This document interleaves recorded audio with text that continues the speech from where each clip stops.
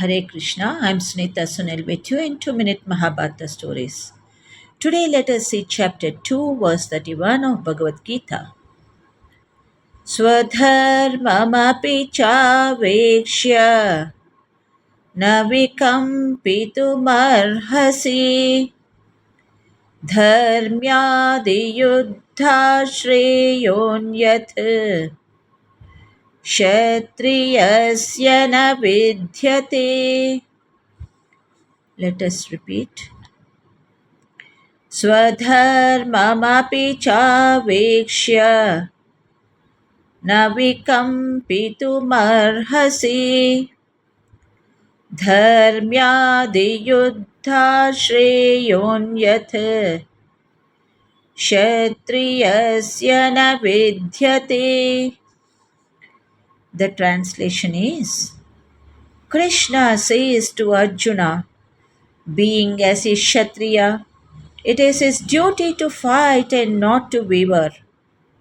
Indeed, for a warrior, there is no better engagement than fighting for upholding of righteousness. The meaning is, Swadharma is one's duty as an individual. There are two kinds of Swadharmas in Vedas. Duties for the individual is Paradharma or spiritual duties, and Aparadharma or material duties.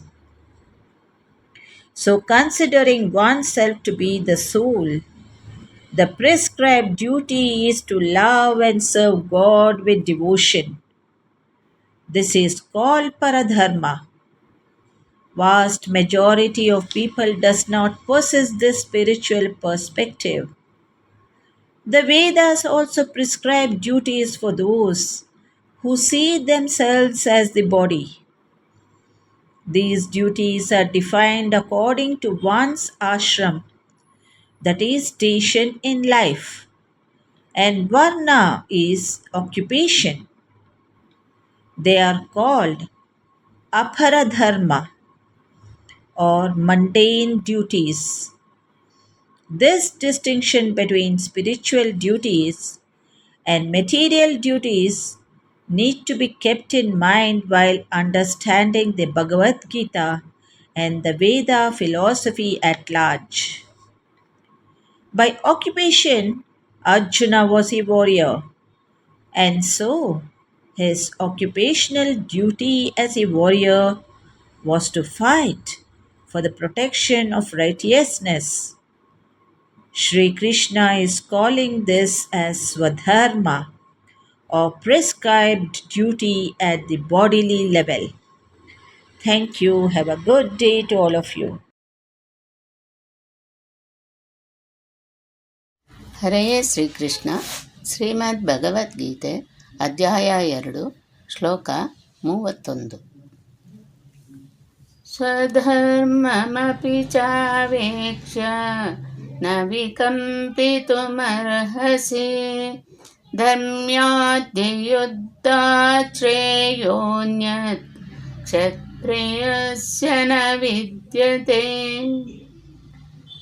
ಈ ಶ್ಲೋಕದ ಭಾವಾರ್ಥ: ಸಾಮಾಜಿಕ ಆಡಳಿತದ 4 ವರ್ಗಗಳಲ್ಲಿ ಒಳ್ಳೆಯ ಆಡಳಿತಕ್ಕೆ ಅಗತ್ಯವಾದ 2ನೆಯ ವರ್ಗವನ್ನು ಕ್ಷತ್ರಿಯ ಎಂದು ಕರೆಯುತ್ತಾರೆ. ಕ್ಷತ್ ಎಂದರೆ ತೊಂದರೆ, ತ್ರಾಯತೆ ಎಂದರೆ ರಕ್ಷಿಸುವುದು.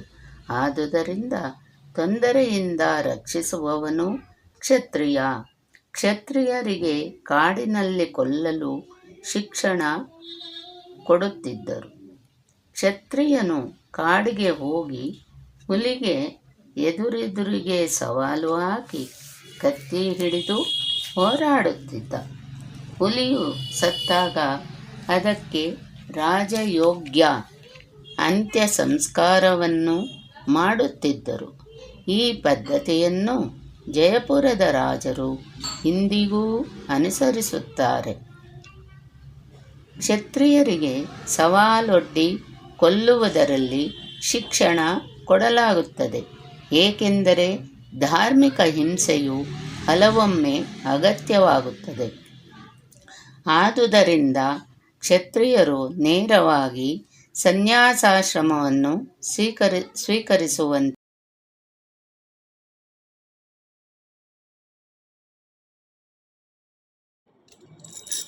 ಶರಣರ ಪಾಲಿಪ ಗಣನಾಯಕ ಶರಣಾಗಿ ನಮಿಸುವೆ ಗಣನಾಯಕ ಶರಣರ ಪಾಲಿಪ ಗಣನಾಯಕ ಶರಣಾಗಿ ನಮಿಸುವೆ ಗಣನಾಯಕ ಶ್ರದ್ಧೆ ಭಕ್ತಿ ಕರುಣಿಸು ಗಣನಾಯಕ ಸ್ಥಿರವಾಗಿ ನಮಿಸುವೆ ಗಣನಾಯಕ ಶ್ರದ್ಧೆ ಭಕ್ತಿ ಕರುಣಿಸು ಗಣನಾಯಕ ಸ್ಥಿರವಾಗಿ ನಮಿಸುವೆ ಗಣನಾಯಕ ಶರಣರ ಪಾಲಿಪ ಗಣನಾಯಕ ಶರಣಾಗಿ ನಮಿಸುವೆ ಗಣನಾಯಕ ಸಿದ್ಧಿ ವಿನಾಯಕ ಗಣನಾಯಕ ಸದ್ಬುದ್ಧಿ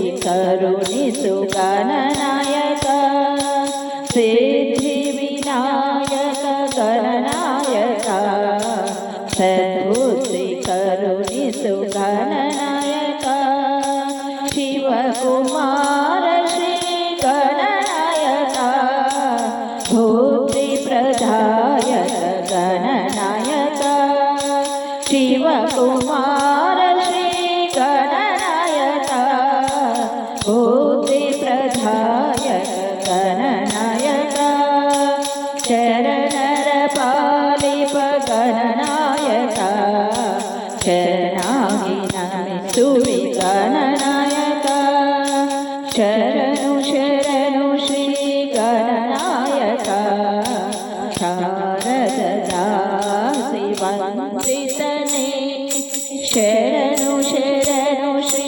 ಗಣನಾಯಕ ಶಾರದಾ ವಂದಿತನೇ ವಿಘ್ನವ ಹರಿಸು ಗಣನಾಯಕ ವಿದ್ಯೆಯ ಪಾಲಿಸು ಗಣನಾಯಕ ವಿಘ್ನವ ಹರಿಸು ಗಣನಾಯಕ ವಿದ್ಯೆಯ ಪಾಲಿಸು ಗಣನಾಯಕ ಶರಣರ ಪಾಲಿಪ ಗಣನಾಯಕ ಶರಣಾಗಿ ನಮಿಸುವೆ ಗಣನಾಯಕ ಶ್ರದ್ಧೆ ಭಕ್ತಿ ಕರುಣಿಸು ಗಣನಾಯಕ ಸ್ಥಿರವಾಗಿ ನಮಿಸುವೆ ಗಣನಾಯಕ ಶರಣರ ಪಾಲಿಪ ಗಣನಾಯಕ ಶರಣಾಗಿ ನಮಿಸುವೆ ಗಣನಾಯಕ ಗಣನಾಯಕ ಗಣನಾಯಕ